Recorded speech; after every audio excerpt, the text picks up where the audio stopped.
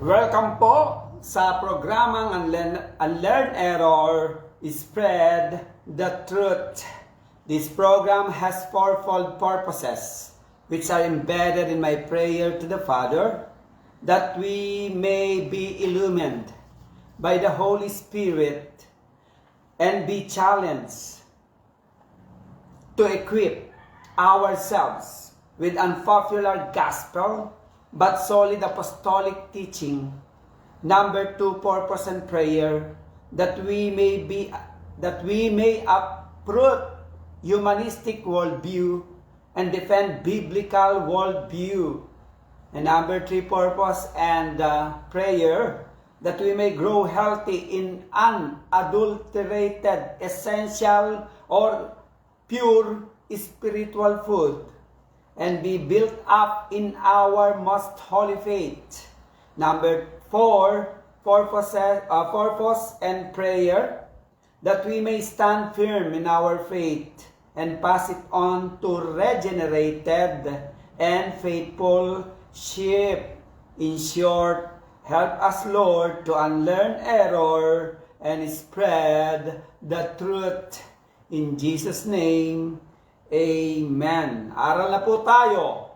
Exciting po ang ating pinag-aaralang Bible Course in Systematic Theology, Bible Doctrine 15 hanggang 16 po tayo ngayon. What is the framework of sovereign grace? Ito po yung ating topic. Ano po ang inaasahan nating matutunan sa Bible Doctrine 15 at 16? Ito po. Ano nga po ba ang framework of sovereign grace? Number 2, ano po ba ang content outline ng framework of sovereign grace? And number 3, ano po ba ang ibig sabihin ng triune God? And number 4, ano po ang relevance at summary statement ng Bible Doctrine 15 at 16? Recall tayo mga kapatid ng ating mga pinag-aralan. Napag-aralan po natin sa Bible Doctrine 14 kung paano gumawa o nag-formulate si Timoteo ng kanyang framework of doctrine, at ini-encourage ko po kayo, tayong mga kinikilalang regenerated, na maging fruitful ang pakikinig at pag-aaral ng mga bagay na may kinalaman sa paglagong espiritual, mga ka-truth seeker. At nawa ay sundan natin ang magandang halimbawa ni Timoteo, mga ka-truth seeker, bilang active participant in a series of study na inaaral ni Pablo kay Timoteo. Ay ganun din po nawa ang ating maging puso, na magkaroon tayo ng pusong participant na hindi lang nakikinig, nag-aaral, nagsusulat, nagse-self-reflect, nag-re-rework, nag-add, nagsa-subtract, nag-re-rephrase, at gumagawa tayo ng framework of doctrine ayon sa kung sino ano tayo, at higit sa lahat ayon sa Biblia at aral ng apostolic teaching. Paano nga po ba tayo, paano nga po ba nag-formulate, o paano nga po ba mag-formulate o gumawa ng sariling framework of doctrine si Timoteo? Ito po, review ulit. First, una, Timothy has consistent and committed heart to learn. Nawa po'y magkapuso din tayo ng consistent and committed heart to learn the series of studies about Bible doctrine. Number 2, Timothy has learned from a teacher whose framework of doctrine is apostolic. Sinigurado po ni Timoteo na ang pakiging ganyang teacher o Bible teacher, ang framework of doctrine ay apostolic teaching, hindi humanistic theology. Number 3, Timothy has formulated his framework of doctrine based on the apostolic teaching. Gumawa si Timoteo ng kanyang framework of doctrine. Of course, nakabase yan sa apostolic teaching at sa mentor niya na pinagkuhanan niya ng aral at katotohanan. Wala iba kundi sa Apostol Pablo. Kaya kailangan umupo po tayo sa Bible teacher na siguro din na ang teaching niya ay apostolic teaching. Number 4, Timothy's framework of doctrine is built on faith and love, which is in Christ Jesus. And number 5, Timothy's framework of doctrine is taught by the Holy Spirit. Kaya napakahalaga po ng tao po ay regenerated kapag siya ay gumagawa ng framework of doctrine. Kailangan born again siya. Pag sinabi kong born again, hindi sasama sa grupo ng born again. Ang pinupunto ko mga kapatid is dapat binago ang puso mo ng Diyos. Binigyan ka ng Diyos ng bagong puso at binuhay ang espiritu mo. Yun ang born again, hindi group. Number 6, Timothy cherishes his framework of doctrine, holding it fast and keeping it safe. Iningatan ni Timoteo yung framework of doctrine na tinuro ni Pablo na series of studies, and then yung framework of doctrine na nireconstruct ni Timoteo ay iningatan niya. At hindi lang iningatan, number 7, Timothy finds people who are committed to learn and able to teach others. Sana po, ganyan na maging puso po natin mga nag-aaral ng systematic theology. Continuation na po tayo mga kapatid.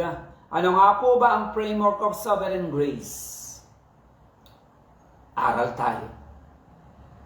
Ang framework of sovereign grace ay theological na diagram para isalarawan ang eternal na blueprint, eternal na master plan, eternal na plano o outlines ng Triune God na pinag-usapan nung eternity, nung pangwalang hanggan pa. Hindi pa tinatatag ang mundo, hindi pa nilalalangan lahat. Ito ay plano ng paglalang at pagliligtas ng Triune God. Ang framework of sovereign grace, ay kapahayagan ng direktang pangangasiwa o providence ng Diyos sa araw-araw ng buhay natin, sa lahat ng naaayon sa kanyang grasya, pabor, favor, o goodwill. Ang framework of doctrine, framework of grace, sovereign grace, ay kapahayagan ng pagkakaiba ng common grace at special grace na itinakda ng Triune God in eternity. Ano nga po ba itong common at saka special grace? Ang common grace ay pabor ng Diyos, nararanasan ng lahat ng creation. Halimbawa na lang ang pag-ulan. Ito ay nararanasan ng lahat ng mga nilalang. Bakit po? Dahil bilang creator, maker, and potter ng elect at ng elect, pati na ng lahat ng nilalang, ay responsibilidad ng Diyos na bigyan ang lahat ng grasya niya. Ito ay tinatawag na common grace o grasya para sa lahat ng nilalang. At ang special grace naman po ay pabor ng Diyos sa usapin ng gospel salvation na ibinibigay ng Diyos para lamang sa mga elect na ang dahilan o basis naman ay ang covenant of grace na pinagkasandaan tipanan ng Triune God in eternity and from eternity. Ang framework of grace ay may distinct of vessels. Ito yung mga elect na ni-regenerate at nang ma-regenerate ay tinawag na vessels of gold and silver. At ang mga non-elect naman ay mananatiling unregenerate at tinatawag silang vessels of wood and earth. Ang framework of sovereign grace ay pagdidiin sa absolute sovereignty of God in eternity. Sa usapin ng predestination, providence at salvation, na hindi nakasalalay sa anumang merito mga ka-truth seeker o gagawin ng tao at hindi nakabase sa free will, desisyon, faith, repentance, good work, obedience, participation, cooperation, and contribution ng tao. Ang framework of sovereign grace ay nagbibigay limit o boundary at nagagamit bilang akma at tamang panukat sa lahat ng area ng doktrina o kaalaman para sa biblical na pagkaunawa at biblical na pagdevelop ng world view nating mga tao. Sinisigurado ng framework of sovereign grace na ang glory ng Diyos ang palaging nahayag at hindi ito dapat nako-compromise mga ka-truth seeker o nadidiminish yung glory ng Diyos ng anumang aral na inihahayag natin. At ang glory ng Diyos ang dapat palaging pinaka-concern, pinaka-sentro ng lahat ng doktrinang iaaral sa atin at iaaral natin. At ito rin ang number 1 na concern at focus ng mga high Calvinists na mas dapat ibalik sa biblical na katawagan na sa halip na high Calvinist ay tawaging apostolic teaching.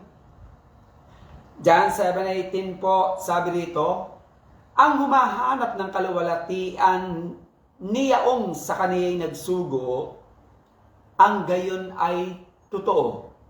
Ano ibig sabihin nito? John 7:18. Meaning, ang nagsasalita raw o nagtuturo na ang intensyon ay maluwalhati ang nagsugo ang Diyos, hindi ang sarili, at lalong hindi ang tao ang maluwalhati at mailagay sa trono, bagkus ang Diyos ang dapat palaging na itatanghal na itataas, nag-glorify sa ating mga iniaaral at doktrinang iniaaral. O sa palaging sa pangangaral natin, ay dapat nasisigurado natin na ang Diyos ang nag-glorify sa mga teaching. Siya ang natataas at nanadakila, hindi ang tao. O tinatawag nating Soli Deo Gloria. Siguradong aral o doktrina ng mga ngaral ay nagmumula daw sa Diyos, totoong aral ng Diyos at biblical na katuroang nagmumula sa Diyos.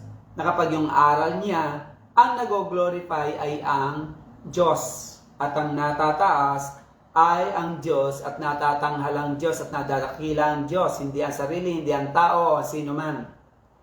At ang pinaka-biblical na diagram o biblical analogy ng framework of sovereign grace ay ang sovereign Father o Creator at ang neutral clay creature na matatagpuan sa Romans 9 at 2 Timothy 2. Ano po ba ang content o outline ng framework o systematic teaching about sovereign grace?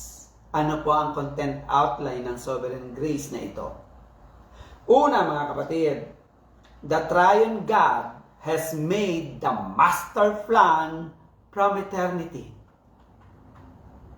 Ito po yung content ng sovereign grace.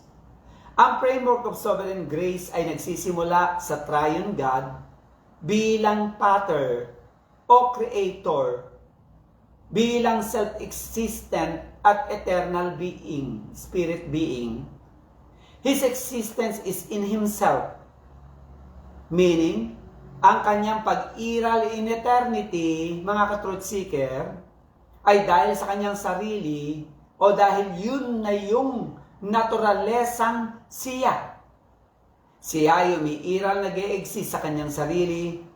Siya ay umiiral na walang impluensya at hindi nangangailangan ng iba. Kaya siya ay autonomous at absolutely free sa lahat ng kanyang gagawin, decree, decision, itatakda at paplanuhin. Meaning, walang nakakasakop sa kanya sa Diyos, mga ka-truth seeker. At walang makakasakop at walang makaka-impluwensya sa Diyos. Hindi niya kailangan ng consent ng tao, pahintulot o free will ng tao, faith, repentance, good work, obedience ng tao, mga ka-truth seeker. Hindi kailangan ng Diyos ang kooperasyon, contribution, partisipasyon ng sino mang nilalang sa kanyang mga plano, decree at desisyon o naisin. Ano po ba ang ibig sabihin ng Triune God? Kasi nababanggit ko po, mga kapatid, kung ano ang ibig sabihin ng Triune God. Nababanggit ko po palagi yung salitang Triune God. Pastor, ano po ba ibig sabihin ng Triune God? Ang Triune God na tinutukoy natin ay ang nag-iisang Diyos o iisang Diyos, iisa sa pagka-Diyos, iisa sa kalikasang Diyos. James 2:19. Ang diablo mismo ay nagpapatotoo na iisa ang Diyos at nag-iisa ang Diyos. At ang iisang Diyos na ito o iisa sa kalikasang Diyos ay umiiral sa tatlong persona. Ang Ama na Diyos, John 17:3, ang Anak na Diyos, Hebrews 1:8, at ang Espiritu na Diyos, Acts 5:1-5. Sa iisang indivisible God o Godhead o sa iisang pagka-Diyos na hindi bahaging Diyos na mabubuong isang Diyos o completely whole God. Pag pinagsama-sama, hindi ganun ang Diyos na nababaha-bahagi. Meaning, hindi one-third ng Diyos ay si Jesus, one-third ng Diyos ay ang Ama, at ang natitirang one-third, mga ka-truth seeker, ay ang Holy Spirit. Maling aral yan. Ano? At para daw mabuo, na iisang Diyos yun. Dapat one-third yung Ama, one-third yung Holy Spirit, one-third yung si Kristo. Mali yan. Ang tatlong persona na ito na dinideklara sa Biblia na Diyos ay equal at mas tamang sabihin na similar. Similar in nature and attributes. John chapter 10, 31. Ako atang maisa. Saan? Sa nature. And yet, ang tatlong persona na ito ay distinct, magkakaiba in function, roles, and responsibilities. Matthew 3:15-17. Sinasabi natin, bakit daw ginagawa nating persona ang Diyos? Ang persona daw ay para lamang sa mga tao.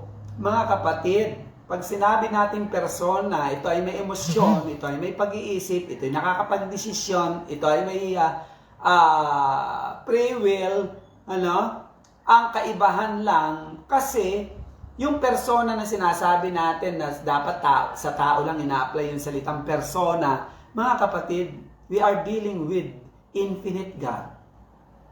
And we are dealing with the Bible, not dictionary. Na kapag sinabing persona, tao lang dapat ang pinatutukuyan, hindi dapat Diyos. At hindi dapat ginagamit ang persona sa Diyos dahil ang persona ay ginagamit lang sa tao. Mga kapatid, napakalinaw sa Biblia. Meron tayong tinatawag na first person, second person, third person. Hindi ba tinatawag siya na He, ang Diyos, o persona? Kaya lang siya yung persona na may free will, may absolute will, free will, at mayroong emosyon. Kaya lang yung kanyang pagkapersona ay sa usapin ng pagiging may emosyon, desisyon, absolute free will, na espiritu na hindi nakikita. So, how do we define person in biblical way? Person has free will, emotion, decision, wisdom, knowledge, will, intellect,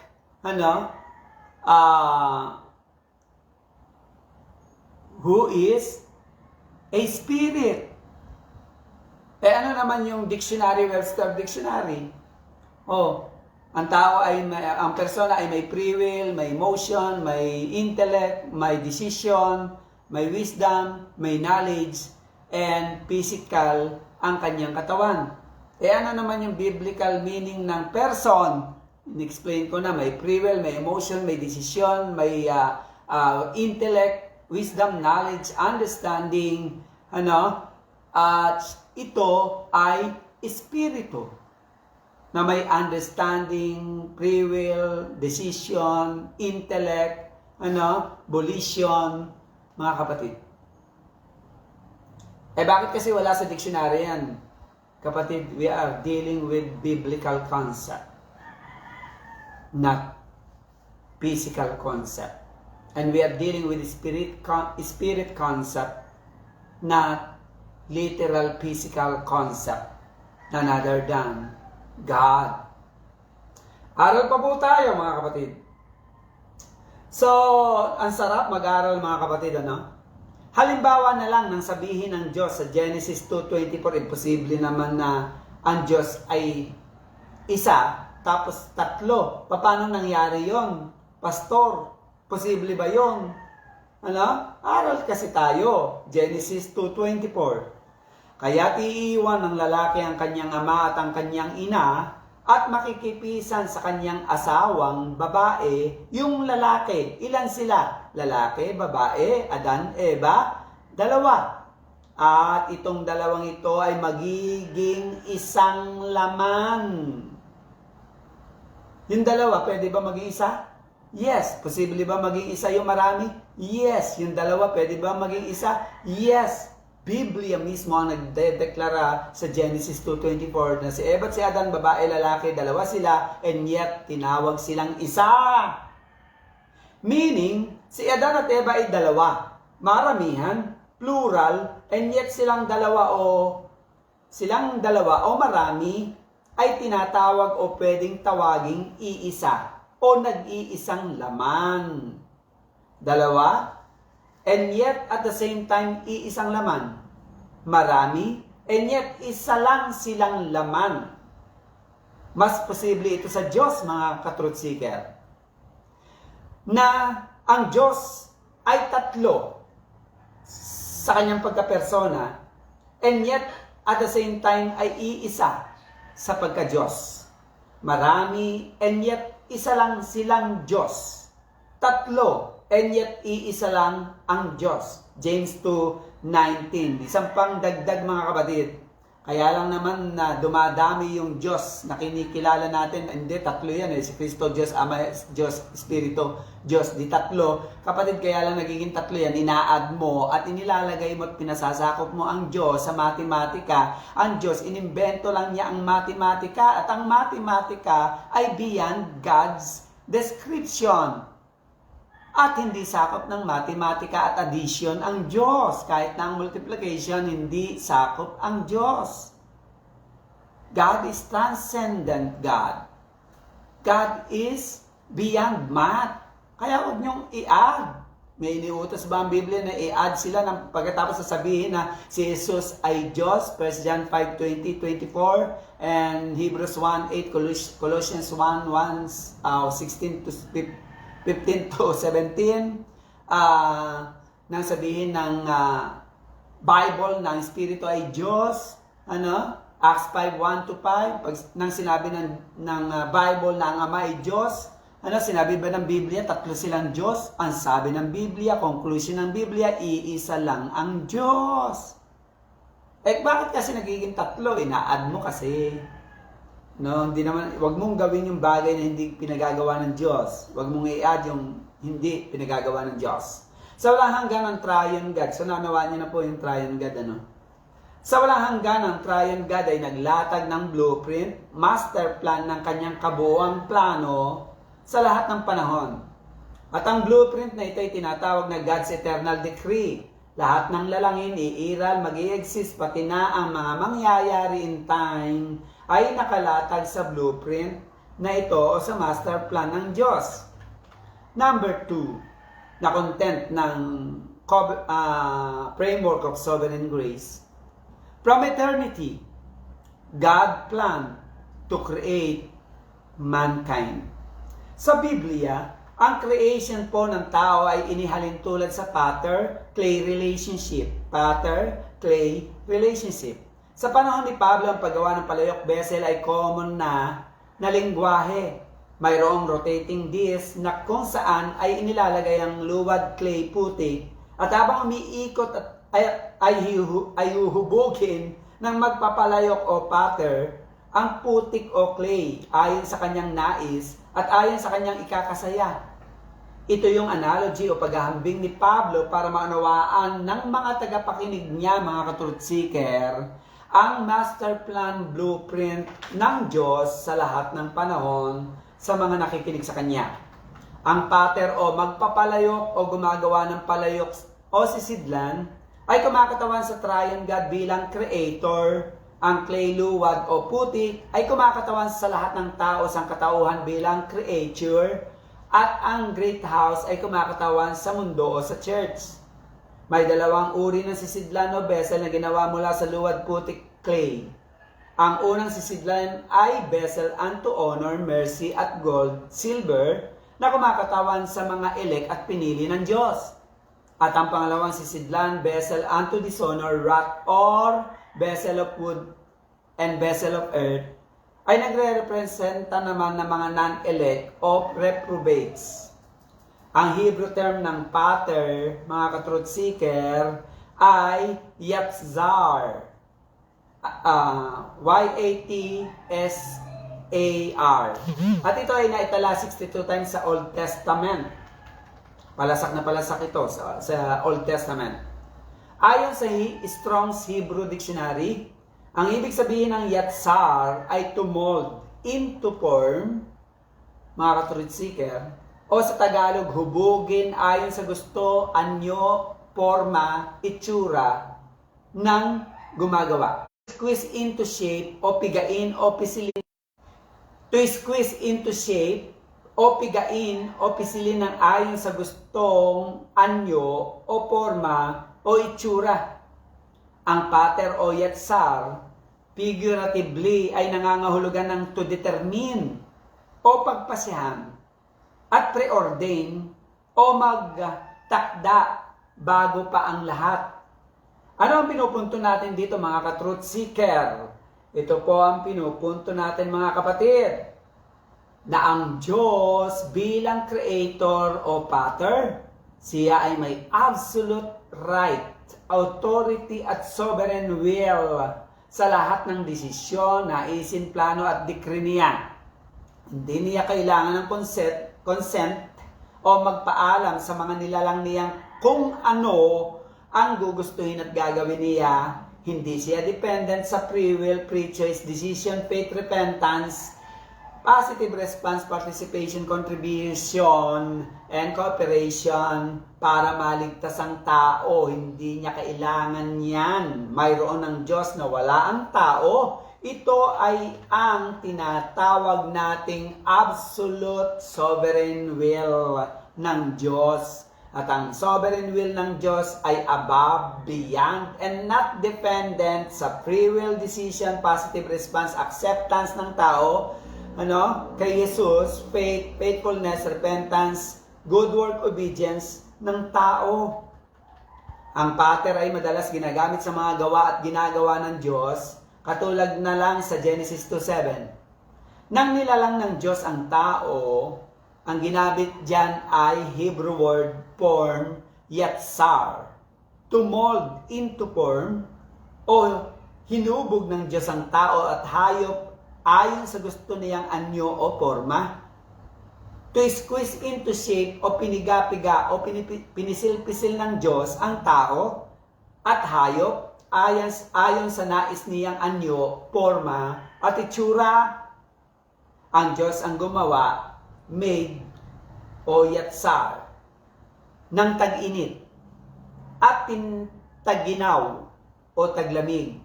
Psalms 74:17, ang Diyos ang gumawa ng dagat, asa, to make up of pre-existing materials. At ang Diyos din ang gumawa, form, yatsar, ng tuyong lupa, Psalms 95:5. Ang Diyos ang gumawa, fashion, yatsar ng fetus ng tao. Psalms 139:14-16. Ang Diyos ang naglagay ng tainga natin at siya ang gumawa, form, yatsar ng mga mata natin. Psalms 94:9. At ito yung panahon na hindi pa pinagpapasyahan ng Diyos kung paanong iiral o mag-i-exist ang tao.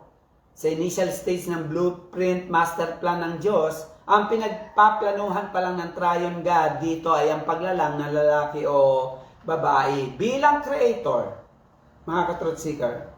Bilang pattern, nasa Diyos ang lahat ng karapatan, prerogative, decision, will, plan at decree.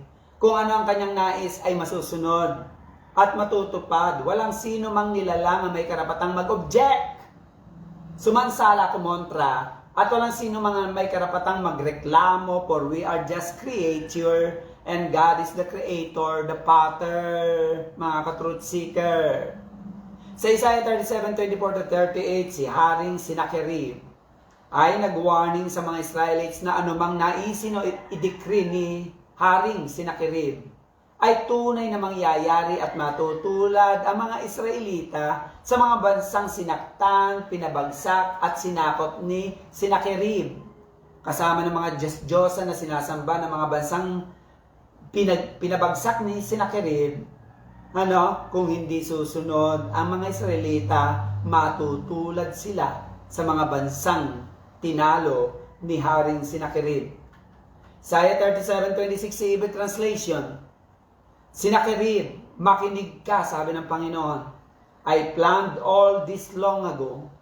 Yung mga kinukwento mo na yan, Sinakerib, na marami kang natalo na mga bansa, marami kang napabagsak, marami kang napasuko,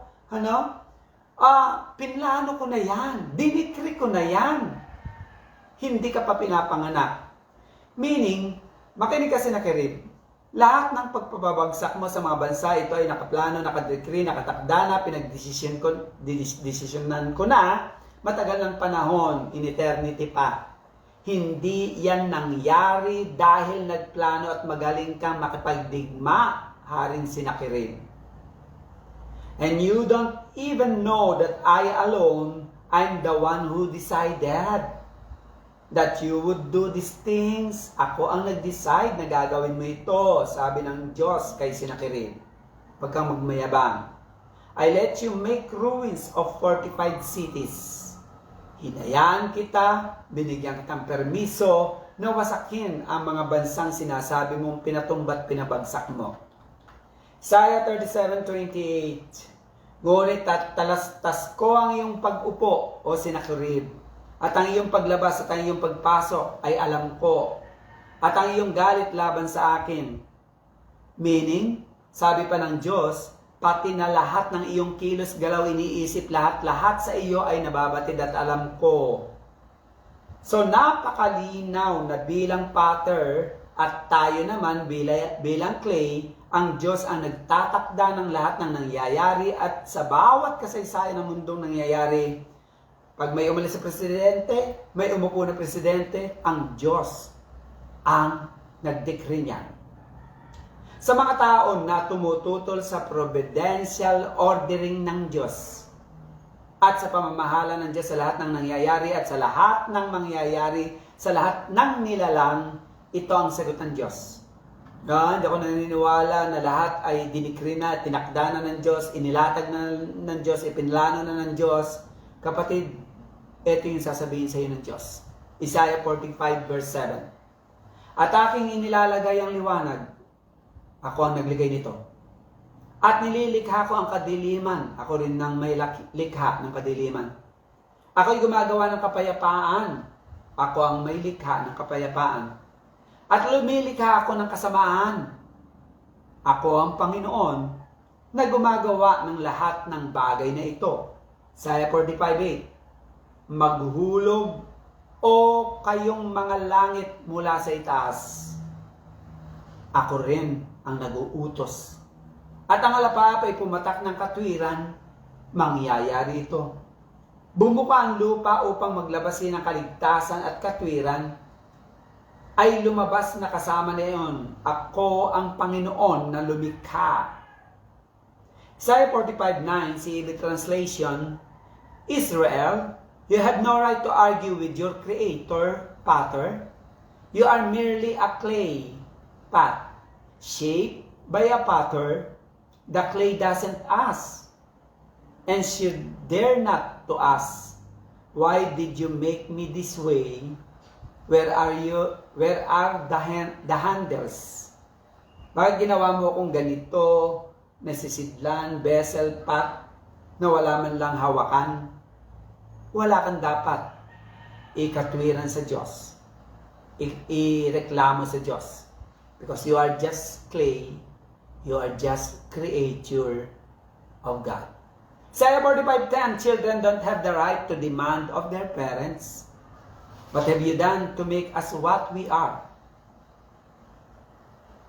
Anong ginawa mo sa akin, sa amin, na naging ganito kami? Isaiah 45:11, ano sagot ng Panginoon sa mga nagre-reklamo? I am the Lord. I am the Creator. I am the Potter, the Holy God of Israel. Do you dare question me about my own nation or about what I have done and I will do and I have planned? Ang linaw ng aral ng Biblia. Number 3, content ng gospel, framework of sovereign grace. Number 3, it is God's plan to elect, and it is God's plan to elect and leave some who are not yet in sin. Tinatawag po itong supralapsarianism. Sa Tagalog, pinlano na ng Diyos noon pa na pumili siya. At yung mga hindi niya pinili, ay pinabayaan niya. At nang siya ay pumili ng elect at non-elect, sila ay wala pa at hindi pa tinitingnan ng Diyos na makasalanan at nagkasala. Sila ay tinitingnan pa ng Diyos na inosente. Romans 9:21, Pastor, totoo ba yan? Basahin natin yung Romans 9:21. Hath not the potter power over the clay of the same lump to make one vessel unto honor and another unto dishonor? Wala bang kapangyarihan ng creator, ang potter, na sa iisang bungkos ng putik ay gumawa siya ng sisidlan para sa honor at sisidlan para sa dishonor. Ito ang dapat nating unawain at tanggapin na ang pagiging creator pattern ng Diyos ang nagbibigay prerogative, karapatan, kapangyarihan at kalayaan na magdesisyon kung ano ang gusto ng Diyos na mangyayari at mangyayari sa sangkatauhan o sa clay. As creator, mga ka-truth seeker, hindi kailangan ng Diyos ang consent, free will o opinion mo at wala kang karapatang questionin, akusahan, pag-isipan ng masama at mali ang Diyos. Mula sa whole mass of lamb o isang buong putik ng luwad, isang buong tipak ng luwad o putik ng sangkatauhan o human race, ang Diyos ay pipili at magbubukod ng mga tao na hindi pa niya idinidecree ang pagbagsak ng tao sa kasalanan at hindi pa niya sila tinitingnan na makasalanan. At ang mga pinili niya ay paglalaanan niya ng kanyang special na pag-ibig. Ito yung mga huhubugin niyang vessels unto honor. At ito yung mga elect, mga ka-truth seeker. Ang iba ay ibubukod niya at paglalaanan niya ng less love. At ito naman yung huhubugin niyang vessels unto dishonor. At ito yung mga non-elect o tinatawag nating reprobate. Ayon sa itinakda't decree ng Diyos, nag-decide na ang Diyos kung sino ang elect at non-elect at ang time ng pagpili ng Diyos ay nasa kalagayang neutral ground o wala pa o hindi pa nagkakasala ang tao. O hindi pa gumagawa ng mabuti o masama o pangalayunin ng Diyos ay maging ayon sa pagkahirang at ang layo ng Diyos na ayon sa pagkahirang ay tumayo at manindigan sa kanyang sarili. Ano pinupunto natin dyan sa Romans 9:11? Meaning, upang ang layunin ng Diyos na hirangin ng tao ayon lamang sa kanyang sovereign will decree, ay dapat panindigan natin na tamang doktrina at tamang aral at akmang aral at biblical na theology, apostolic teaching. Dahil ang paghirang ng Diyos ay hindi nakadepende sa free will, decision, faith, repentance, good work, obedience, cooperation, participation, contribution ng tao, mga ka-truth seeker. Ang paghirang ng Diyos ay unconditional. Ang paghirang ng Diyos ay walang kondisyon ng free will, decision, faith, repentance, good work, obedience, cooperation, participation, contribution ng tao. Dapat nating mapansin sa Romans 9:21 na sa pag-decree at pagtakda ng Diyos sa elect vessel unto honor at non-elect vessel unto dishonor, ang hatred ng Diyos sa non-elect ay wala pang anumang pagpupuyos ng galit. Wala pang di pagkagusto ang Diyos. At wala pang pagkapuot ang Diyos nang piliin niya yung non-elect na hindi elect. Meaning, tinitingnan pa ng Diyos ang non-elect sa kanyang pagiging inosente sa kasalanan o sa kalagayang wala pang kasalanan. Sa puntong ito ay tinuturing na ama na ang special love niya ay nakalaan naman sa vessel unto honor at ang less love niya ay nakalaan sa vessel of unto dishonor. Kasi wala pa namang nabanggit sa Romans 9:21 mga kapatid na napupuot ang Diyos o nagpupuyos ang galit ng Diyos. So, tinitingnan ng Diyos ang human race bilang wala pang kasalanan at hindi pa nakakagawa ng kasalanan. Ay pumili na ang Diyos ng kanyang object of special love at object of less love. At hindi tinitingnan ng Diyos ang human race na object of wrath o object of mercy nang magplanong pumili at magbukod ang Diyos ng elect at non-elect. Romans 9:11. Before the children had been born or had done anything good or bad, Rebekah was told that the older child would serve the younger one. This was said to Rebekah so that God's plan, decree in eternity would remain a matter of God's choice, not man's choice. God's will, not man's free will. God's acceptance, not man's acceptance of Christ. Before they had done good or bad, hindi pa sila gumagawa at hindi pa sila tinitingnan ng Diyos na nagkasala at makasalanan. Pumili na ang Diyos. Ang liwanag po sa Romans 9:11-12, TPT translation po, magandang translation. God spoke this word before the sons had done anything good or bad, which proves that God calls people not on the basis of their good work or bad works, but according to His divine purpose, but according to His divine decree and plan. Romans 9:13, as it is written, Jacob have I loved, but Esau have I hated. Meaning, hindi pa pinapanganak, hindi pa nakakagawa ng mabuti o masama si Jacob at si Esau ay pinlano at nakapagdesisyon na ang Diyos na mahalin o nirangin si Jacob at iwanan si Esau as non-elect and reprobate. Dahil ang pagkahirang ng Diyos ay hindi nakabase sa mabuting gawa, masamang gawa ng tao, ito ay nakabase lamang sa sovereign will, sa sovereign decree and plan ng Diyos at sa sovereign good pleasure ng Diyos. Ephesians 1:4.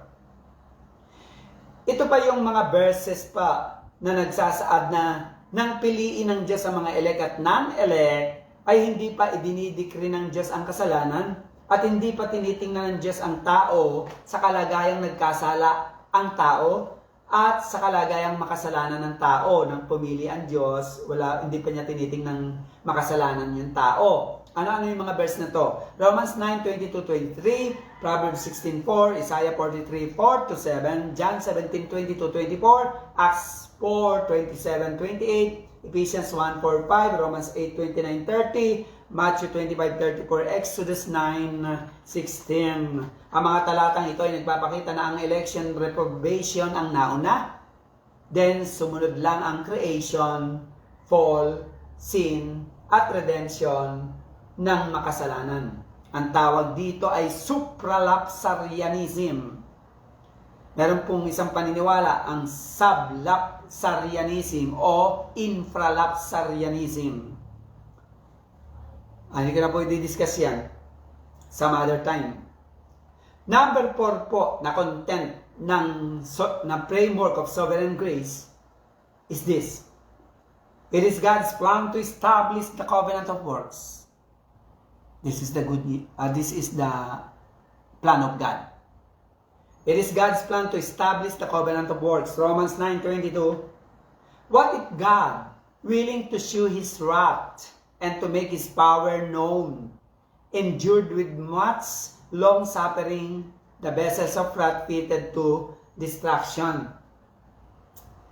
Papaano kung ipakita ng Diyos ang kanyang puot at ang kanyang kapangyarihan na kung saan siya ay nagtiis, ng mahabang panahon sa mga sisidlang ng kapuutan na nararapat wasakin ng Diyos?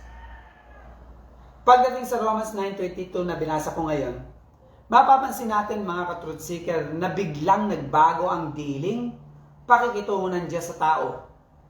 Bigla na lang na sinabing willing ang Diyos na ipakita ang kanyang puot o matinding pagkagalit o pagpupuyos na galit. Meaning, sa pagitan ng Romans 9:21 at Romans 9:22 ay may malaking pangyayari na hindi na muna ibinigyang paliwanag ni Pablo sa pagitan ng 21 at 22 ng Romans 9. Ngunit alam niyo po ba, mga kapatid, sa ibang talata ng Biblia ay may naipaliwanag naman po ang mga pangyayaring nakapagitan sa Romans 9:21 at 22. Ano po yung istoryang nawawala sa Romans 9:21 at Romans 9:22? Ito po. In eternity before the foundation of the world, ang blueprint master plan ng Diyos, siya ay pumili, humirang ng mga tao na magiging vessel unto honor at mga tao magiging vessel unto dishonor. Romans 9:11-13, Romans 9:20-23, Ephesians 1:4. Hindi pa dinidecree, tinatakda ng Diyos na magkasala ang tao. Hindi pa tinitingnan ng Diyos ang tao sa kalagayang siya ay makasalanan. At hindi pa nagkakasala ang tingin ng Diyos dito. At ilalagay niya ang elect at non-elect sa mundo na pinili niya. Genesis 1:26, Genesis 2:15. Na ang tao ay nakapailalim sa time continuum line. At naging kasiyahan ng Diyos, mga ka-truth seeker, na siya ay magkaroon ng relasyon sa tao sa otoridad o kapangyarihan o ilalim ng covenant of works. Tandaan niyo ito, mga kapatid. Na kung saan ang tao ay kinakailangan sumunod perfectly sa heart law. Ano nga ba yung heart law? Ito yung utos na love God above all and love our neighbor as ourselves. Genesis 2:16-18. At ginawa ng Diyos Ama na federal head o representante o representative o kumakatawan si Adan sa lahat ng sangkatauhan. Paano mo naman nalaman, pastor? Kasi nang ibigay ng Diyos ang kautusan, kay Adan lang niya binigay at pinagkatiwala at iniutos. Genesis 2:16-17. Kaya lang sumuway, nagkasala at bumagsak si Adan bilang representante kumakatawan sa sangkatauhan at bilang representante ng sangkatauhan ng elect at ang pagkakasala ni Adan ay nagdala sa sanlibutan. Ang pagkakasala ni Adan ay nagdala sa sanlibutan sa kasalanan at ng kasalanan sa sanlibutan.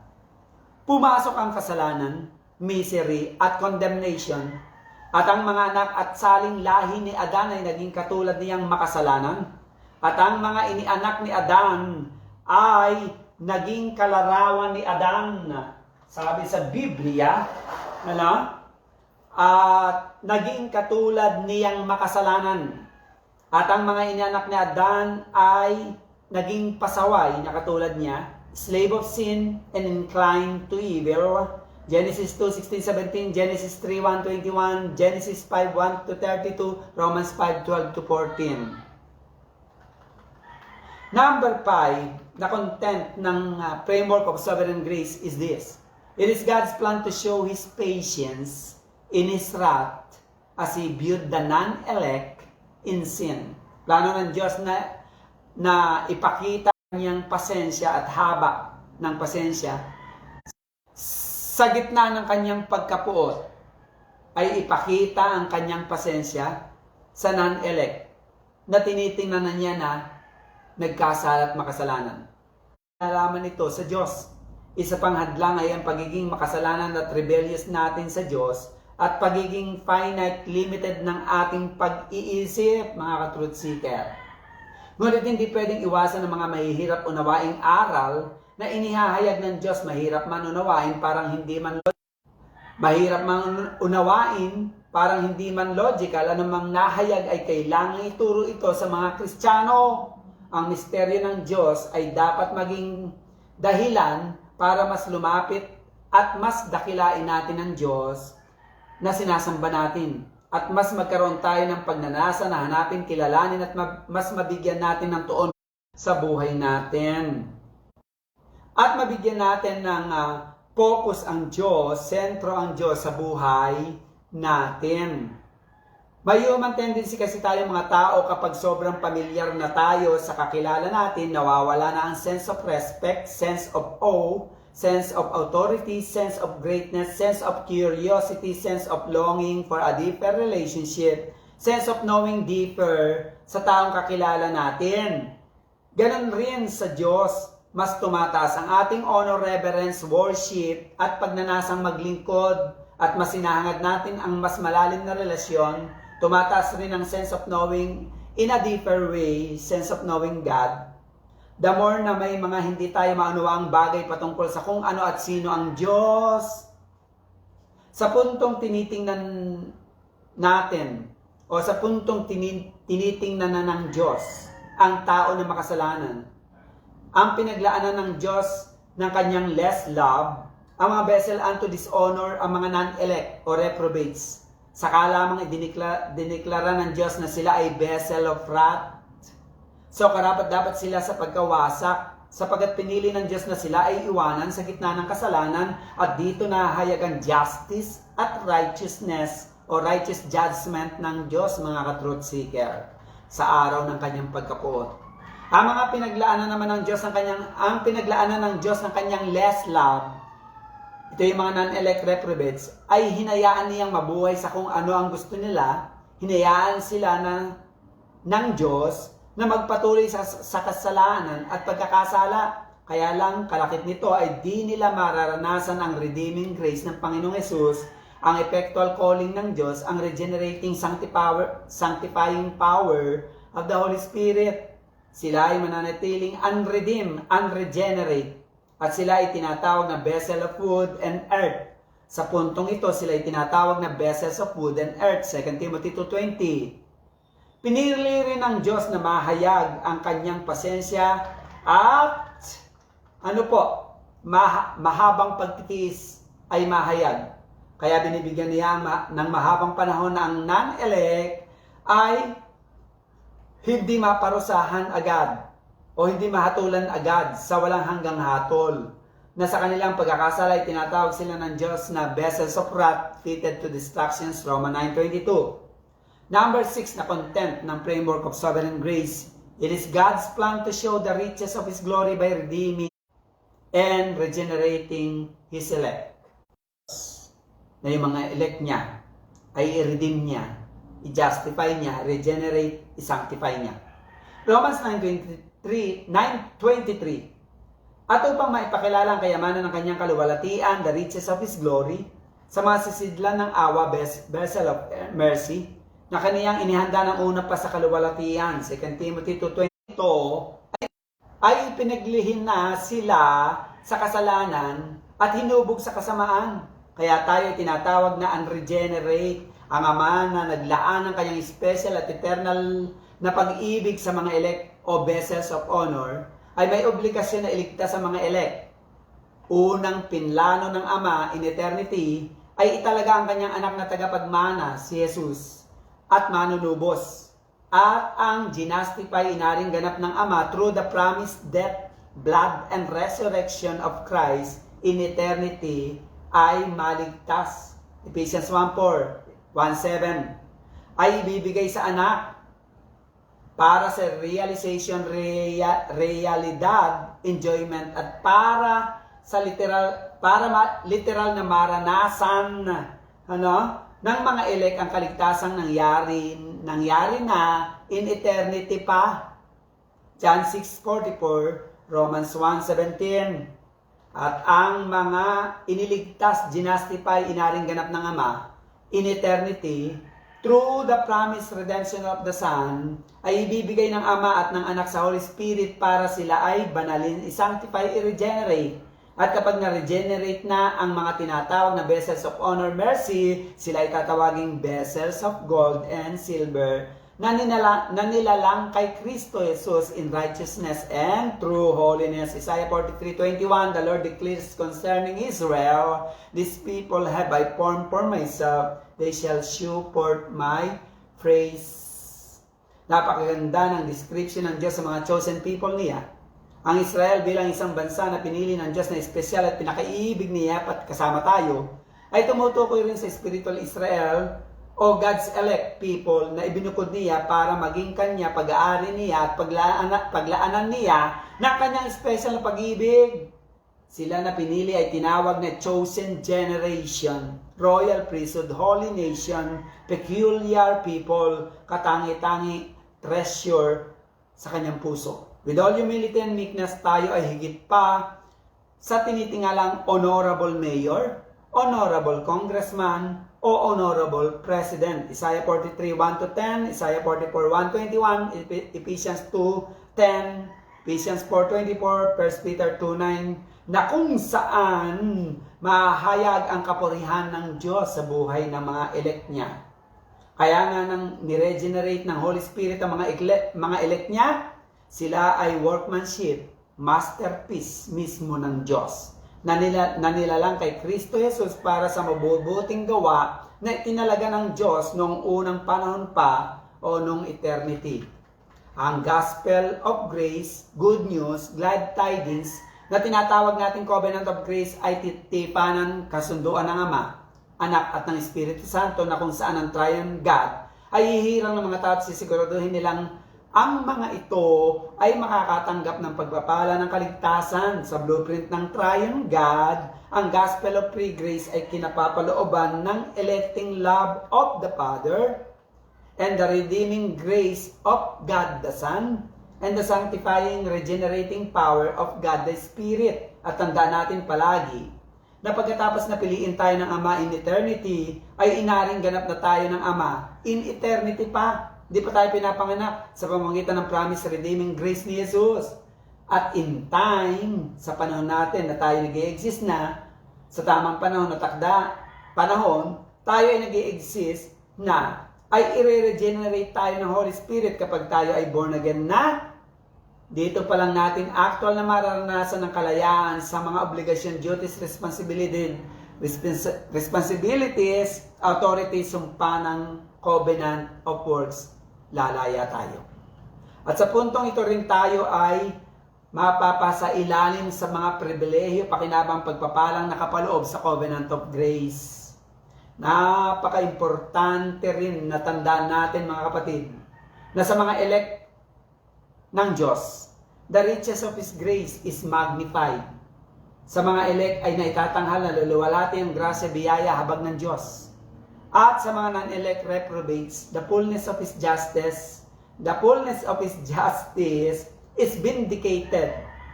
O sa Tagalog, sa mga non-elect o reprobates na hindi pinili ng Diyos, ang katarungan ng Diyos ay napagtitibay lalo. Relevance po ng Bible doctrine na 15-16, my dearest brethren, let peace, joy, and strength be upon us. Because we are sure that at the end, everything happens for our good. Tayo na nakakaranas ng new heart, new life in Christ, nagiging katatagan, kalakasan at joy natin ang tayo ay redeemed vessels of mercy. At binanal na gold at silver at tayo ang pinakamalagang, pinaka-special na nilalang sa puso ng Diyos. So ang lahat ng nangyayari sa atin, pangit man o hindi man mainam para sa atin, ay nagkakatugma-tugma na isasalansan ng maayos ng Diyos ayon sa takdang oras ng Diyos, dahil Diyos mismo ang direktang nakikialam at direktang driver ng buhay ng kanyang mga anak at pinili. At the end, tiyak tayo na we are always and forever safe in the perfect wisdom of God. We are always secured in the love of God. We are always and forever well taken care in the strong arms of God. And we are well grounded and fully assured of God's grace na matatapos natin faithfully ang takbuhing pinatatakbo ng Diyos. Anumang detour, anumang bako-bako na nakakapagpabagsak sa atin. At the end of the day, sisiguraduhin ng Diyos na victory is yours. Number 2, relevance ng ating pinag-aaralan, Bible Doctrine 15 at 16. Good news. We are always safe and forever safe because everything that happens to us is no accident to God. Kapag sinabing we are always safe, it does not mean na we are always healthy. It does not mean that we are always happy and progressive. It does not mean that we are always okay and we are always protected. Hindi po yun pinupunta natin na we are always safe, ha?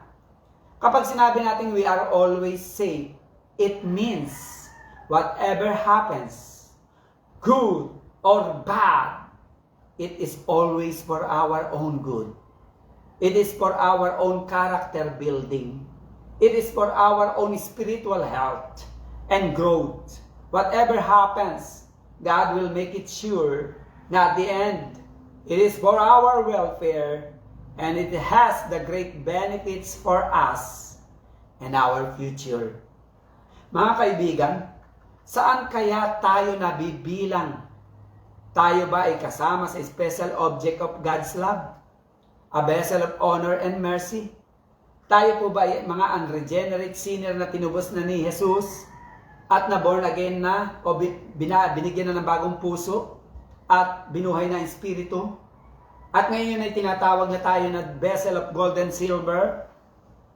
Mga ka-truth seeker, panalangin ko sa Diyos na nawa ang grasya ng Diyos kay Kristo Jesus ay makilala at maunawaan natin mula sa ating puso kung tayo nga ay tunay na vessel unto honor, set apart for the glory and praise of God.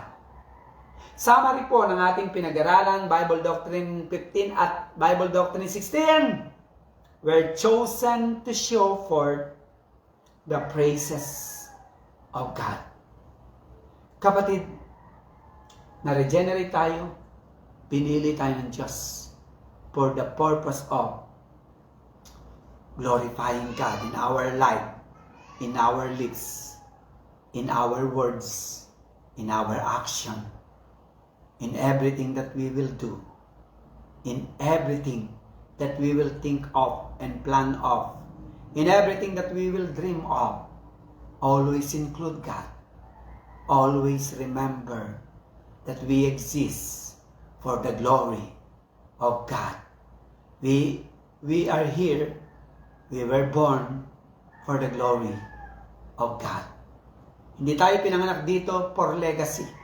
Hindi tayo pinanganak dito para habulin ng pera at kayamanan, legacy at mga kasiyahan, party dito, party doon.